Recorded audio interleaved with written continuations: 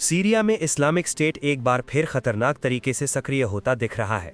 मध्य Syria के ऐतिहासिक शहर पलमायरा में शनिवार को आईएसआईएस के एक हमलावर ने अमरीकी सैनिकों को निशाना बनाकर हमला किया। इस हमले में 2 अमेरिकी सैनिकों और 1 अमरीकी नागरिक की मौत हो गई, जबकि 3 अन्य अमेरिकी सैनिक घायल हो गए। यह हमला उस वक्त हुआ जब अमेरिकी सैनिक आईएसआईएस के खिलाफ चल रहे अभियानों से जुड़ी एक बैठक में शामिल थे। मौके पर मौजूद सीरियाई सुरक्षा बलों ने हमलावर को मार गिराया, लेकिन तब तक भारी नुकसान हो चुका था। अमेरिकी सेंट्रल कमांड के मुताबिक हमला अचानक और बेहद करीब से किया गया। सीरियाई मीडिया ने भी पुष्टि की है कि इस हमले में कुछ सीरियाई सुरक्षाकर्मी भी घायल हुए हैं। सभी घायलों को तुरंत हेलीकॉप्टर के जरिए अल-तनफ स्थित अमेरिकी सैन्य अड्डे पर पहुंचाया गया। यह हमला इसलिए भी अहम माना जा रहा है क्योंकि बशर अल-असद के सत्ता से हटने के बाद ये अमेरिकी बलों पर पहला बड़ा हमला है। हमले के बाद अमेरिकी राष्ट्रपति डोनाल्ड ट्रंप का गुस्सा साफ नजर आया। ट्रंप ने सोशल मीडिया पर बयान जारी कर कहा कि यह हमला सिर्फ अमेरिका पर नहीं बल्कि सीरिया पर भी हमला है। उन्होंने कहा कि इसके लिए जिम्मेदार लोगों को बख्शा नहीं जाएगा और बहुत कड़ा बदला लिया जाएगा।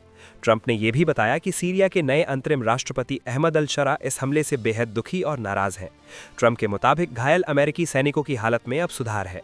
आईएसआईएस को 2019 में क्षेत्रीय रूप से हरा दिया गया था, लेकिन ये हमला एक बार फिर दिखाता है कि संगठन पूरी तरह खत्म नहीं हुआ है। खुफिया आकलनों के अनुसार आईएसआईएस के स्लीपर सेल अब भी सीरिया और इराक में सक्रिय हैं। माना जाता है कि संगठन के पास अब भी 5000 से 7000 लड़ाके मौजूद हैं जो मौके की तलाश में रहते हैं और कमजोर सुरक्षा हालात का फायदा उठाते हैं। कुछ मीडिया रिपोर्ट्स में दावा किया गया है कि हमला करने वाला व्यक्ति सीरियाई सुरक्षा बलों का ही सदस्य था, जिसे उसके चरमपंथी झुकाव के कारण हटाया जा रहा था। हालांकि सीरियाई अधिकारियों ने इस दावे की कोई आधिकारिक पुष्टि नहीं की है। अगर ये दावा सही साबित होता है तो ये सीरिया की आंतरिक सुरक्षा व्यवस्था पर भी गंभीर सवाल खड़े करता है। पूर्वी और उत्तर पूर्वी सीरिया में अमेरिका के लगभग 1000 सैनिक तैनात है। पहले ये संख्या करीब 2000 थी, लेकिन 2025 में इसमें कटौती की गई। ये सैनिक कुर्द नेतृत्व वाली सीरियन डेमोक्रेटिक फोर्सेस के साथ मिलकर आईएसआईएस के खिलाफ अभियान चला रहे हैं। अमेरिकी सैनिक स्थानीय बलों को प्रशिक्षण देते हैं, हवाई हमलों में मदद करते हैं और आईएसआईएस के दोबारा संगठित होने से रोकने की कोशिश करते हैं।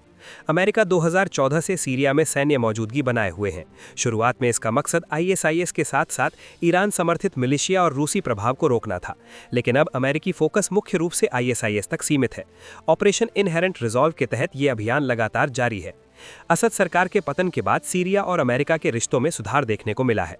दिसंबर 2024 में सत्ता परिवर्तन के बाद अहमद अल-शरा ने अंतरिम राष्ट्रपति के तौर पर जिम्मेदारी संभाली। इसके बाद अमेरिका ने सीरिया के साथ संवाद बढ़ाया और कई प्रतिबंधों में ढील दी। सितंबर 2025 में दोनों देशों के बीच औपचारिक राजनयिक संबंध भी बहाल हुए। इन सब के बीच पलमायरा में हुआ यह हमला साफ संकेत देता है कि आईएसआईएस अब भी एक बड़ा खतरा बना हुआ है। ट्रंप का सख्त रुख इस बात की ओर इशारा करता है कि अमेरिका इस हमले को नजरअंदाज नहीं करेगा। आने वाले दिनों में सीरिया में आईएसआईएस के खिलाफ अमेरिकी और संयुक्त अभियानों के और तेज होने की पूरी संभावना है। Subscribe to One India and never miss an update. Download the One India app now.